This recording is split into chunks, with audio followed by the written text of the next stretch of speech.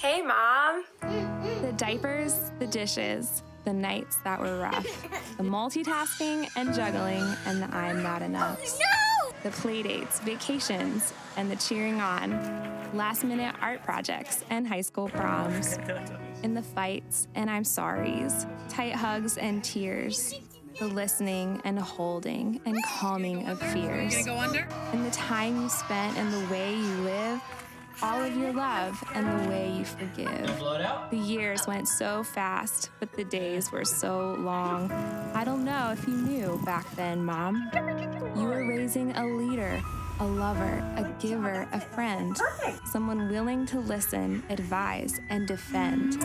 Raising a healer, a helper, a teacher, a coach, someone to bring guidance and laughter and hope. An artist, a dreamer, an ambitious plan maker, courageous and brave, a resilient world changer. I don't know, Mom, if you knew it back then, just what would come out of the life you poured in. I can't thank you enough for all that you gave. I love you so much. Happy Mother's Day.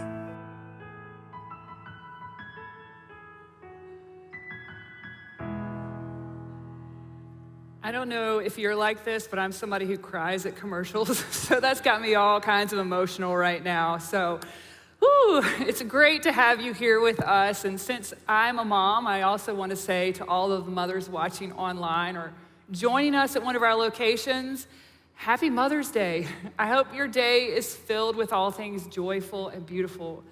And may you feel loved and appreciated for the gift that you are to your family.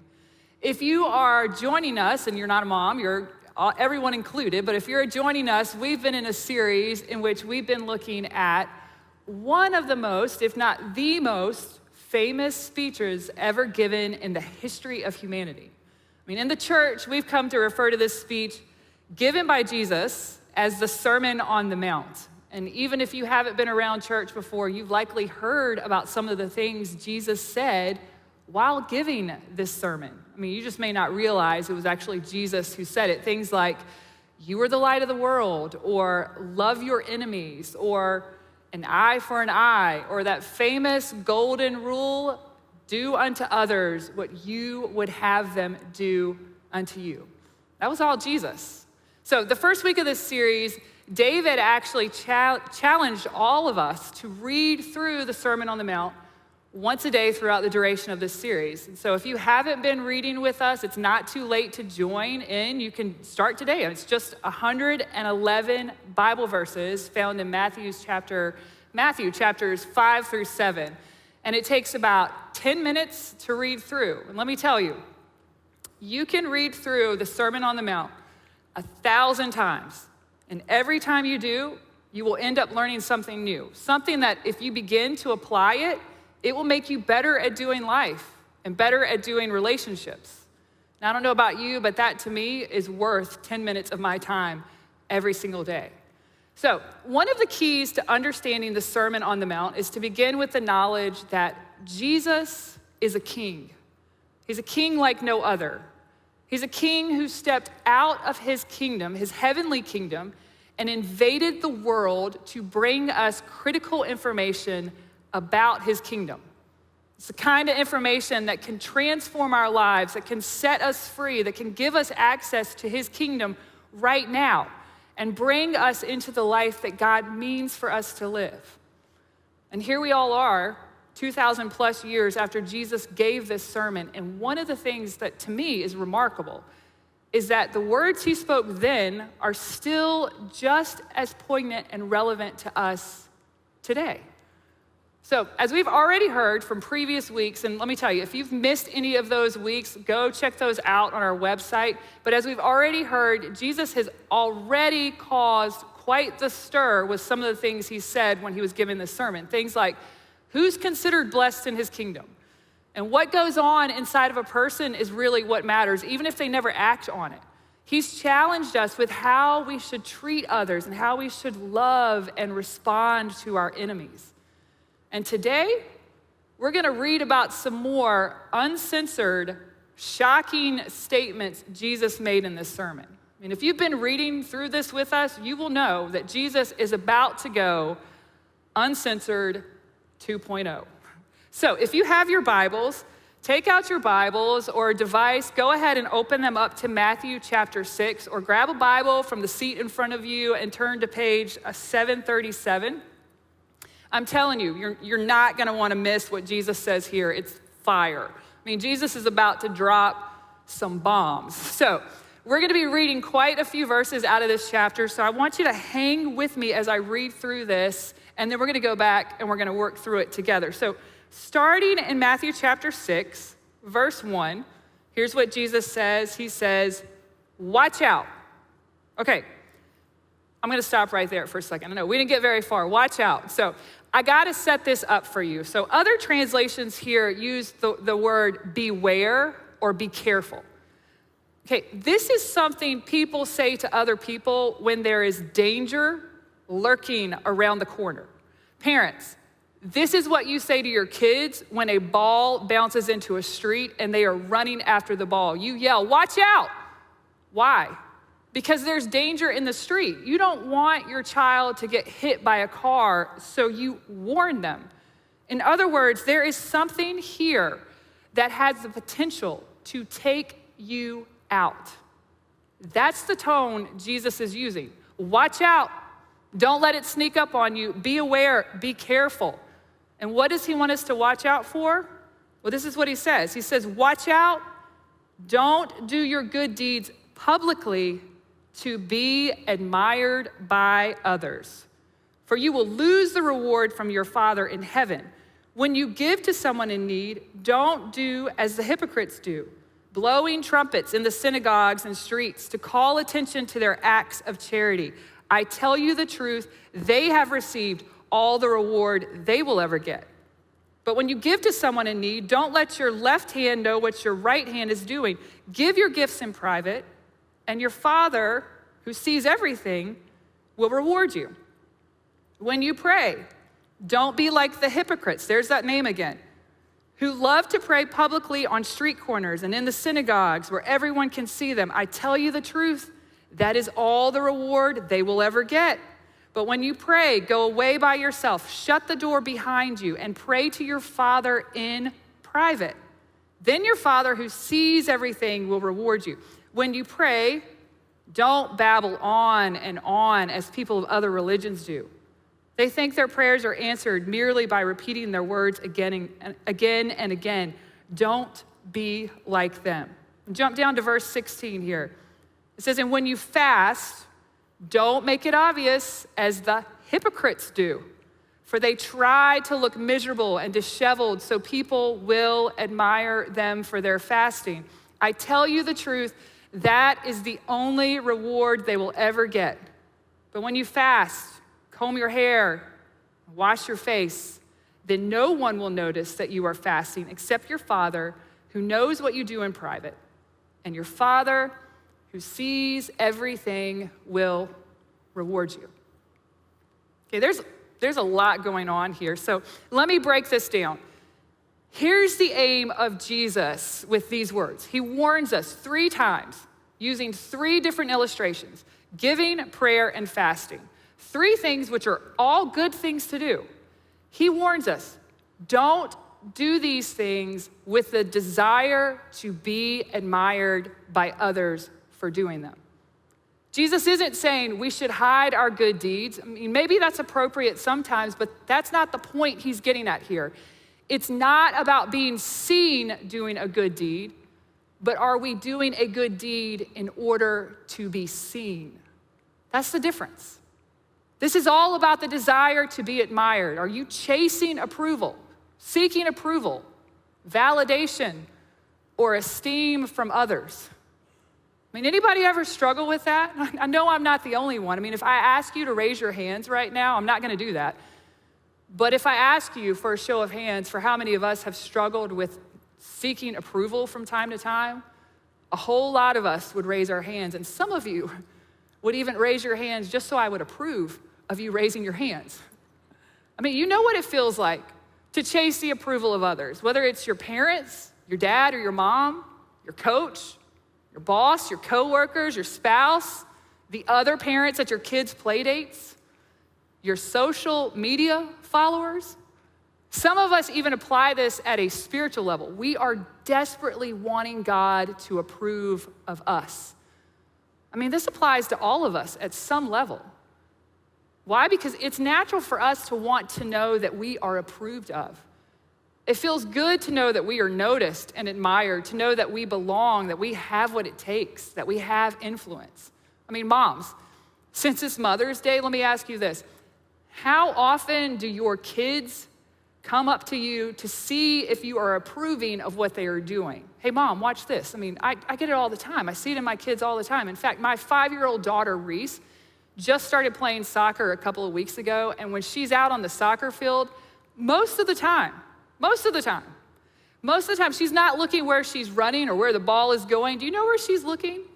She's looking on the sidelines at Jonathan and me to see if we are watching her. And it's gotten to the point now that after she makes a good play, even if she makes contact with the ball as she kicks it, she stops and turns and stares at us until we give her a literal thumbs up. But I mean, it's not wrong for Reese to do that. Receiving validation and approval are things we are actually designed to need. And for some of you, you've never heard that or gotten that from anyone. And that's heartbreaking. We need to hear we have what it takes. Jesus is not saying it's wrong for people to admire you. It's not wrong to be noticed. It's not wrong for people to see your good deeds or to hear you pray out loud or to know that you are fasting. He's saying, watch out. Be careful. Don't let this drive what you do and don't do. You see, when we do things in order to be seen by human beings, that's because we are looking for something that comes from humans. We want human approval and esteem because we think that's what will meet our needs. We think that's what will bring us contentment. So we do what we do for the sake of being noticed and admired. I mean, we work so hard at trying to prove ourselves. We put so much time and energy into worrying about what other people think and trying to win their admiration. But the truth is, none of these people we work so hard to impress can give us what we are looking for anyway. I mean, look at how hard these people Jesus was describing here were working for admiration. Here's what he said they would do. He said they would blow trumpets in the synagogues and streets to call attention to their acts of charity. They would pray on the street corners where everyone could see them. They would babble on and on. They would try to look miserable and disheveled, so people would admire them for that. I mean, they were obsessed with what others thought about them. It had gotten so out of hand that they were literally throwing themselves celebrations every time they gave to someone in need. Imagine that. Imagine if every time you gave to a charitable organization, you turned around, walked into the street, and pulled out a trumpet and started playing your trumpet, then patting yourself on the back and saying, hey, you, right here, you did a good thing today. I mean, it sounds ridiculous, but that's what was happening. That's what they would do. They turned prayer into something complicated and confusing, and it was never meant to be complicated and confusing. Fasting had turned into an exhibition for them. They tried to look as gloomy as possible. Historians even tell us that they even developed ways of disfiguring their faces with special markings in order to make sure people knew they were fasting. And ultimately, because they made their aim in life about impressing others and gaining their admiration, every good thing they did became a performance. I mean, they turned something meant for good into a theatrical performance. And they thought by doing this, they were winning the people's admiration and at the same time gaining God's approval. I mean, I like how Eugene Peterson puts it in the Message translation in Matthew chapter 6, verse 1. He says, it might be good theater, but the God who made you won't be applauding. Jesus says, watch out. This is a trap. This desire can become an all-consuming desire. If we are not careful, it will become our only aim in life. Everything we do will end up being about earning the approval of others. Some of you know how devastating and crippling the effects of this can be when this is what you live for. I mean, you know, this is what happens when we chase approval. Our focus, it turns inwards. We become all about ourselves. It makes us insecure. We're always wondering what other people think or feel about us. We lose sight of who God says we are. We miss opportunities. We compromise. How can we follow God when our gaze is focused on who's watching and who's approving from the sidelines? I mean, we can't live for God and desire to be approved by people. It doesn't work. Listen, becoming obsessed with what they think about you is the fastest way to forget what God thinks about you. I mean, nothing will derail our relationship with God and our calling in God's kingdom faster than chasing the approval of other people. It'll cause you to compromise areas of your life you never thought you would. I mean, your values, how you talk, how you act, how you relate to people, how you treat other people. I mean, it starts with small things too. You laugh at a joke you know you shouldn't laugh at. You exaggerate a story to make yourself look better. You let an opportunity pass you by because you're worried what other people will think. You obsess over saying the right things and not offending anyone. Or you constantly check your social media to see how many likes you got on your posts. It starts small and it grows if we're not careful. And the truth is, I mean, come on, you know this. People continually change their minds. Someone may like and approve of you today, but not tomorrow. I mean, the pursuit of trying to win the admiration of others is an unfulfilling, endless pursuit. It's just exhausting. And God is not applauding this. God doesn't have anything to do with this. In fact, Jesus tells us that if this is what you want, if this is your aim in life, you will lose your reward from your Father in heaven. See, what God will do is God will step aside. He'll get out of your way. And you will get the approval of people, but it won't go any further than that. And as Jesus continues speaking, he gets even more shocking. He starts name calling.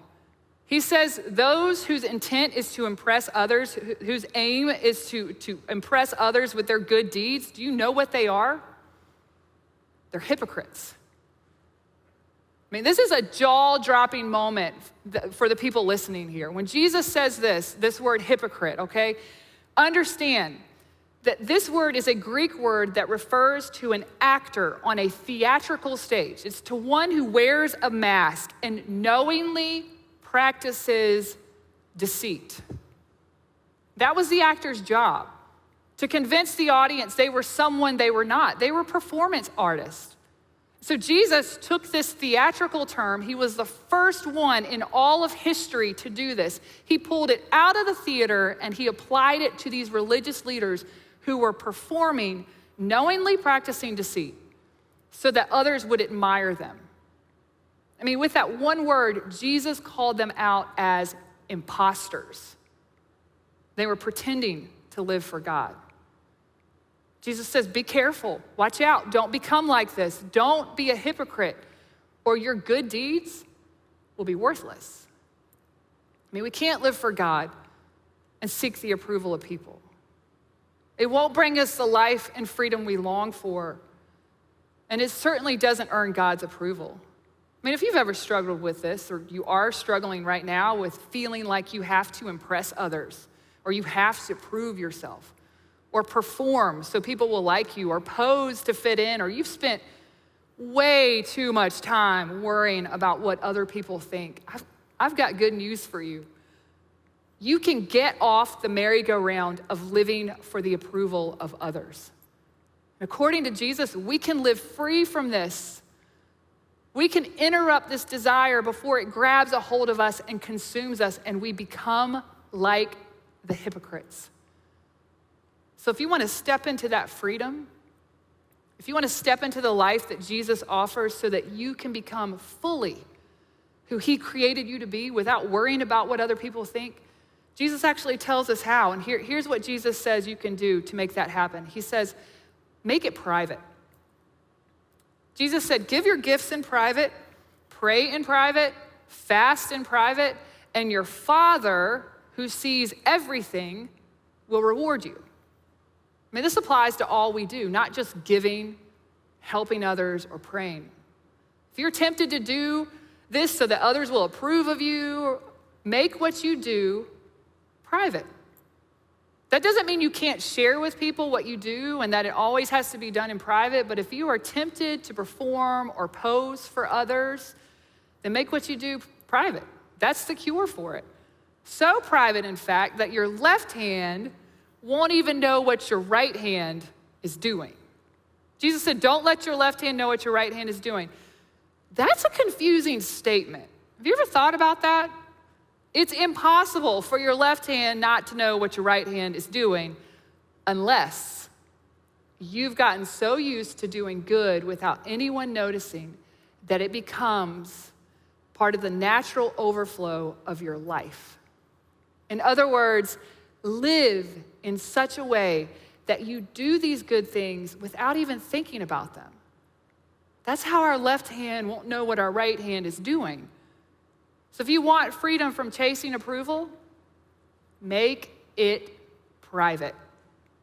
And the second way to live free from needing man's approval is to live as if you are standing before an audience of one. That audience of one is God. Jesus said God sees everything we do. That's private, that's public, everything we do. He is our audience of one. Only God can give you what you are looking for. He wants us to come to him because he knows he's the only place you will find life and freedom and fulfillment. Jesus even tells us in John chapter 10, verse 10, he says, I have come to give them a rich and satisfying life. See, people can't do that for us. Only God. I mean, the Apostle Paul tells us in Colossians 3:23, he says, work willingly at whatever you do as though you were working for the Lord rather than for people. See, the beautiful thing about God being your audience of one is you're not auditioning for him. It's not a tryout. For some of you, it's not the approval of others you've been chasing, it's God's approval. Somehow you've gotten the idea, whether you've heard it from a pastor or somewhere else, some other teacher, but you've gotten this idea that you have to work hard to clean yourself up, to say the right things and do all the right things in order to earn God's love. And let me tell you right now, hear this. You do not have to earn God's love. You already have it. See, God doesn't need your performance or want your show. He loves you as you are without all of that. His love doesn't come with any conditions attached to it. And as you stand before this audience of one, do you know what he's looking back at you saying? He's saying, you have what it takes. You belong in my kingdom. You don't have to prove anything to me, and I love you. I mean, because of Jesus, you are accepted. We don't have to chase his approval. In fact, he's the one who's chased after us by sending Jesus to die for us so that we could be together with him in his kingdom. Man, that's real love. He came after us. And regardless of your past or where you are right now, there's a place for you at the table of King Jesus. You don't need to chase man's approval or earn God's love. You step into freedom from this by working willingly at whatever you do, as though you were working for the Lord rather than people. God, I know how easy it is to fall into that trap of trying to earn the approval of others and just forgetting about what it is you say is true of me, what you think about me, how you feel about me, God. And I know that I'm not the only one who falls into that listening today. So I just pray for everyone that is tuning in. God, I just pray that you would give us the courage and the boldness just to step into your truth, to live as if we are standing before that audience of one who approves of us. You love us. You won't abandon us. You won't leave us. God, you love us so much that you sent Jesus to die for us. So God, I just pray that that would become our focus. Standing before you, living for you, not for what other people think or don't think about us. God, may we just become the people that when others look at us, they say, man, you can tell that they are living for God alone. God, I just pray that you would be glorified in our lives. We love you, Jesus, and we pray all these things in your precious name. Amen.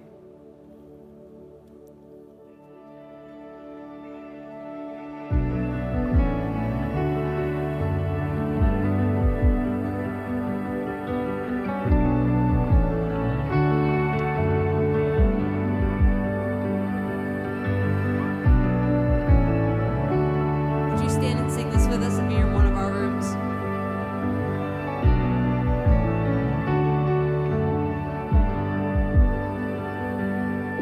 I've only seen a love full of conditions, hiding with the fear that it could break. And I've searched the world to get a taste of heaven, but all along it was heaven chasing me.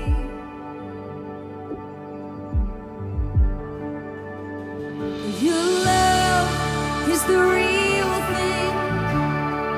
It's the real thing.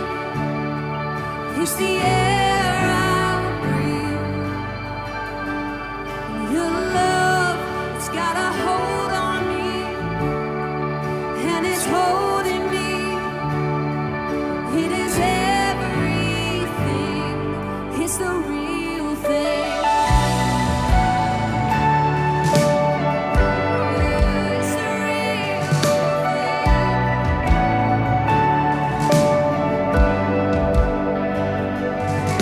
Your grace is more than just an obligation. You give without a promise of return. Your mercy looks beyond my reputation, for I belong in heaven's destiny. Yes, I belong in heaven's destiny. Your love is the real thing. It's the real thing. It's the air I breathe. Your love, it's got a hold on me, and it's holding me. It is everything. It's the real thing. It's the real